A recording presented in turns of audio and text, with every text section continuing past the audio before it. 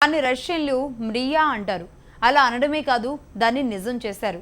కళ అని అర్థం వచ్చే పేరుతో ప్రపంచంలోనే అతిపెద్ద కార్గో విమానాన్ని తయారు చేశారు. రేపు అలాంటి మహా విమానం హైదరాబాద్ శంషాబాద్ ఎయిర్పోర్ట్లోకి ల్యాండ్ అవబోతోంది.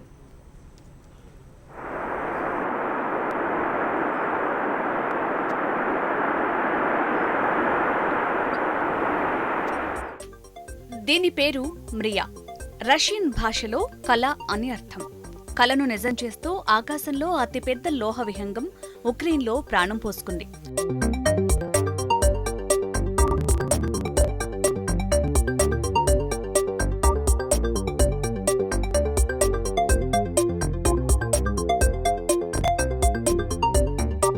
ఇంత భారీ విహంగం శుక్రవారం భారత్కి రానుంది.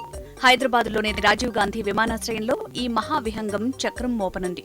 ఉక్రెయిన్లో నిర్మించిన ఈ మ్రియా శుక్రవారం రాత్రి శంషాబాద్లో విడుదల చేయనుంది. చెక్ రిపబ్లిక్ రాజధాని ప్రేగ్ నుంచి ఆస్ట్రేలియాలోని పెర్త్కు వెళ్తున్న మ్రియా విమానం కేవలం విశ్రాంతి కోసమే హైదరాబాద్ శంషాబాద్ విమానాశ్రయంలో దిగబోతోంది. 117 టన్నుల అతి భారీ జనరేటర్ను రవాణా చేస్తున్న మ్రియా శంషాబాద్లో కొన్ని సాంకేతిక సేవలను పొందబోతోంది.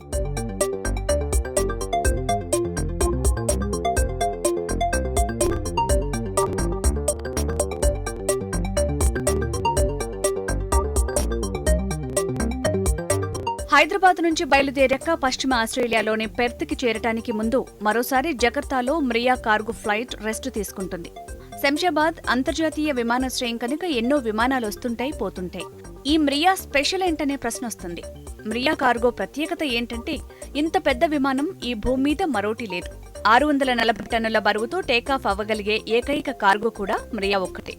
వీటి రెక్కలు నిజంగా బారెడు, చక్రాలు 32 ఉంటాయి. మరి ఇంత భారీ ఆకారమున్న విమానానికి ఆకలి కూడా ఎక్కువే. ట్యాంక్ ఫుల్గా ఫ్యూయల్ నింపుకుంటే 4000 కిలోమీటర్ల కన్నా ఎక్కువ దూరం ప్రయాణం చేయలేది మహామ్రియా.